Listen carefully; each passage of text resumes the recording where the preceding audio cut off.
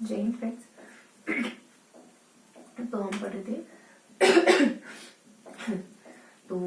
थे धीरे से नागरिक शैक्षिक परिदृश्य की बुक, और धीरे से नागरिक शैक्षिक परिदृश्य की बुक में आज हम प्रवेश प्रक्रिया को जानेंगे। बहुत ज़्यादा नहीं, बस थोड़ी सी इन्फॉर्मेशन लेंगे प्रवेश प्रक्रिया से जुड़ी। 25% सीटें निःशुल्क होती है ना गवर्नमेंट स्कूल में, उसके बारे में जानेंगे थोड़ा सा। तो शुरू करते हैं आज का सेशन ठीक उसी तरीके से जैसा कि बंधन में शुरू करते हैं मोटिवेशनल कोट या विचार के साथ। तो रामानुजन के जीवन का एक किस्सा है कि जब रामानुजन गणित के सिलसिले में इंग्लैंड जाते हैं ना पढ़ने के लिए, तब उनको रेफरेंस करके मतलब उनको इंडिकेट करके वहाँ के कोई प्रोफेसर कहते हैं कि मुझे रामानुजन को देखकर ऐसा एहसास होता है कि ज्ञान इस ब्रह्मांड में विस्तृत है और वो सिर्फ खोज करता है एक प्रकाशित एक उज्जवल मस्तिष्क की, है ना, जो उसको वो बाहर ला सके। ये वाक्य देखो अपने आप में बहुत कुछ कहता है कि ज्ञान आपके भीतर ही है, बस वो हमें बाहर निकालने की जरूरत होती है। सब कुछ आपके अंदर ही है, बाहर कुछ नहीं। जितना भी जो भी नॉलेज सब हमारे भीतर ही होता है। वेदों की रचना कैसे हुई? अपौरुषी मानते ना वेदों को कि वेद अपौरुषी किसी व्यक्ति विशिष्ट ने नहीं लिखे, है ना ही कोई स्पेसिफिक समय काल माना जाता है। तो अगर मैं आपसे पूछूं कि अमुक किताब किसने लिखी तो आप राइटर का नाम लेंगे। अगर मैं कहूँ कि उसने कहाँ से लिखी तो आप और किसी राइटर का नाम ले सकते हैं। 2-3 स्टेप ये प्रोसेस चलेगी। उसके बाद अंततः कहाँ जाऊँगा, क्या छोड़ूंगा। तो मूल बात ये कि सब कुछ आपके भीतर ही है ना। जरूरत होती है तो बस उसे पहचानने की, उसे बाहर निकालने की, है ना। थोड़ी सी फिलोसॉफिकल बातें हैं, है ना। शुरू करते हैं आज का सेशन। तो आज बेसिकली हम प्रवेश प्रक्रिया के बारे में प्रवेश प्रक्रिया के बारे में हमें क्या जानना है? बस इतना कि जो 25% सीटें सरकार निःशुल्क मुहैया करवाती है, उस बारे में आप कितना जानते हैं? कैसे एडमिशन मिलता है ना। बच्चा अगर पिछड़ा हुआ है तो क्या करेगी सरकार, या फिर स्कूल क्या करेगा, क्या उसे विशेष प्रशिक्षण दिया जाएगा, क्या है। और भी बहुत सारी बातें। क्या वेबसाइट पर जाकर माता पिता खुद एडमिशन कर सकते हैं क्या बच्चे का? और अब बहुत सारे बच्चों ने एडमिशन के लिए फॉर्म डाल दिया, तब क्या होगा, है। कोई एक ऐसा बच्चा है जो स्कूल से बहुत दूर है, 10-15 किलोमीटर दूर, तो क्या उसको उस स्कूल में आरटी के तहत एडमिशन मिलेगा क्या? या फिर प्रोसेस क्या होगी, है ना। आपको कितने विद्यालयों को चुनना होगा। ये बेसिक सी बात है। 2-4 क्वेश्चन है, इनके जवाब जानने की कोशिश करेंगे कुछ, है ना। तो देखो 12% धारा 12 कहती है कि 25% सीटें निःशुल्क रहती है। इन 25% सीटों पर दुर्बल या असुविधाग्रस्त वर्ग के बच्चे आ सकते हैं। असुविधाग्रस्त वर्ग के बच्चे कौन? ST SC OBC, BPL है, विधवा है, अनाथ है ना, इनके बच्चे। तो ये कुछ इस कैटेगरी में आने वाले बच्चे। बाकी दुर्बल वर्ग किसे कहेंगे? जिनकी आय 2.5 लाख से कम, सरकार के द्वारा निर्धारित एक मानक का 2.5 लाख। बाकी आप कहोगे कि प्रवेश कैसे होता है? तो लॉटरी प्रक्रिया के द्वारा, है ना। रैंडम विधि, सॉफ्टवेयर मतलब कंप्यूटर सॉफ्टवेयर स्वतः ही एक रैंडम प्रक्रिया के द्वारा बच्चों के नाम चुनता है। प्रवेश देंगे या नहीं दूर के बच्चे को, तो पहले तो उस बच्चे को प्रवेश देंगे जो उस विद्यालय के एरिया में निवास करता होगा। फिर उसको जो विद्यालय के कैचमेंट एरिया में, विद्यालय के एरिया से मेरा मतलब वहाँ की नगर परिषद या नगर पालिका या फिर पंचायत से। और कैचमेंट एरिया से बाहर के बच्चों को प्रवेश नहीं देंगे, है ना। एक ये बात भी है कि गर्ल्स स्कूल में सिर्फ गर्ल्स और बॉयज में सिर्फ बॉयज, ये बात भी है। इसके अलावा हाँ, अगर मम्मी पापा चाहे ना तो खुद से भी बच्चों का एडमिशन करवा सकते हैं।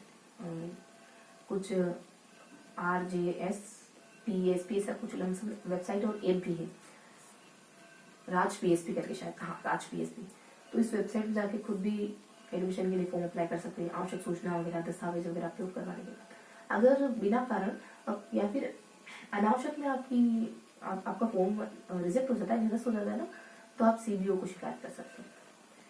और प्रवेश कैसे मिलेगा? इस तरीके से अगर आपने फॉर्म फिलअप कर आपको एडमिशन मिल गया, तो एडमिशन लेने के बाद आपके एक्चुअल डॉक्यूमेंट वेरीफाई होते हैं।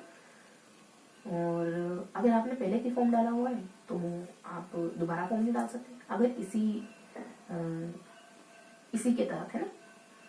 और मतलब 25% जो मुफ्त सीटें, अगर उन पर आपने पहले फॉर्म डाल रखा तो दोबारा नहीं डाल सकते। और इसकी एवज में जो भी फीस वगैरह होगी बच्चे की, वो केंद्र सरकार पे करेगी, ये बात आरटी की धारा 12 के 2 में कही गई कि केंद्र सरकार पे करेगी।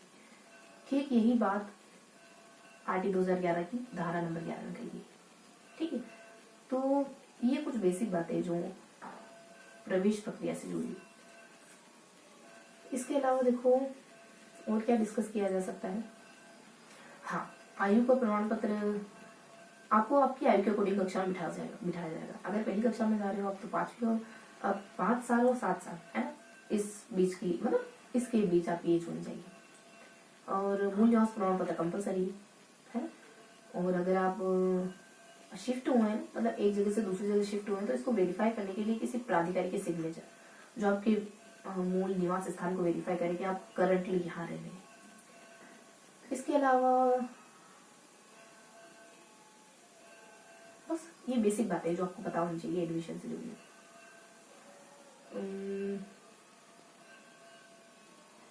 बस इतना करें। ठीक है, तो जो भी बिंदु हमने डिस्कस करें बस 5 मिनट का समय हो। जो बिंदु हमने डिस्कस करें वो थोड़ा सा नोट डाउन करेंगे, देन सेशन को फिनिश करेंगे। ठीक है, मैं आपको एमसीक्यू भी बता देते हुए काफी दिनों से बोल रही हूँ।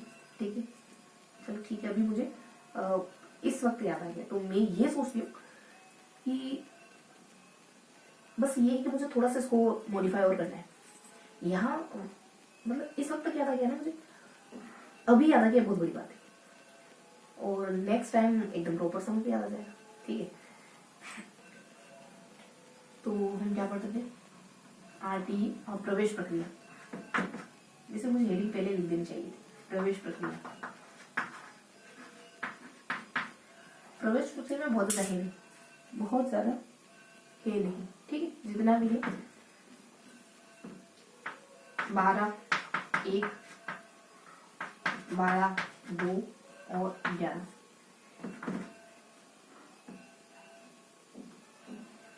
लॉटरी, वरीयता है ना, कैचमेंट एरिया, कैचमेंट एरिया।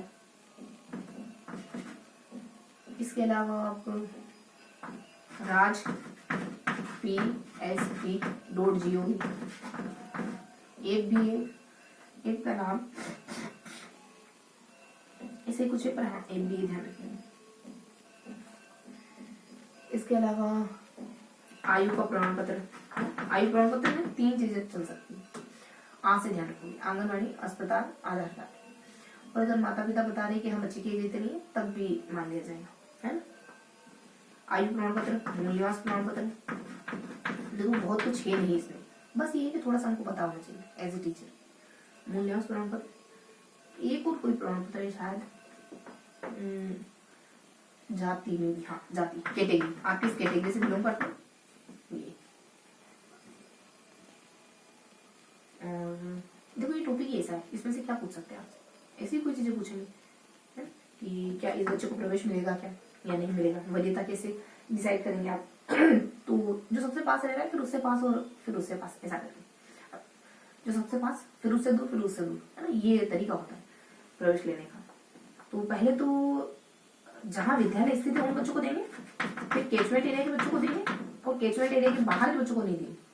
बालिका स्कूल में बालक और बालिका स्कूल में बालिका नहीं, और बालिका स्कूल में मतलब अगर लड़कियों का स्कूल है तो लड़कियां एडमिशन ले सकती है, लड़कों का तो लड़की। ठीक, इसके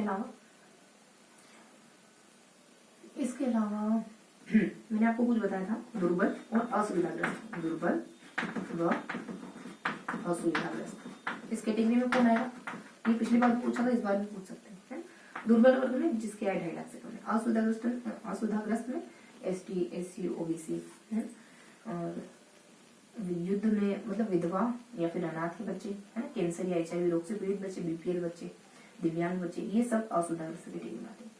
ठीक है, तो ये था आज का सेशन, बहुत ज्यादा नहीं लेकिन कुछ कुछ तो हमने देखा है। ठीक है, तो MCQ क्वेश्चन में इसमें से मैंने सब लिखा हुआ है, क्या पूछे आपसे, आपको बताना है कि हाँ अगर आपका प्रवेश बेवजह निरस्त कर दिया जाता है तो आप शिकायत कहाँ करें। ठीक है, कमेंट में बताइए। तो ये था आज का सेशन जिसमें हमने कुछ 3 पेज पढ़े, है ना। हम धीरे से अगर बुक को फॉलो करें तो उतना ही पढ़ेंगे जितना 3 पेज में, मे भी हमने 71, 72 और 73, हाँ इन 3 पेजेस को कवर करा है। अब अगर आप बुक पढ़ेंगे ना तो आपको एक पॉइंट ऑफ व्यू मिलेगा, आपको चीजों को कैसे देखना है, ये वही चीजें पिकअप करनी जो इम्पोर्टेंट है। ठीक है, बुक आप चाहे तो टेलीग्राम पर पढ़ सकते हैं, टेलीग्राम ग्रुप ज्वाइन करके PDF पढ़ सकते हैं। ठीक, अब मिलेंगे इसी की से अगली सेशन, तब तक के लिए हंसते मुस्कुराते रहिए, दिल से पढ़ाई करते रहिए। जय हिंद।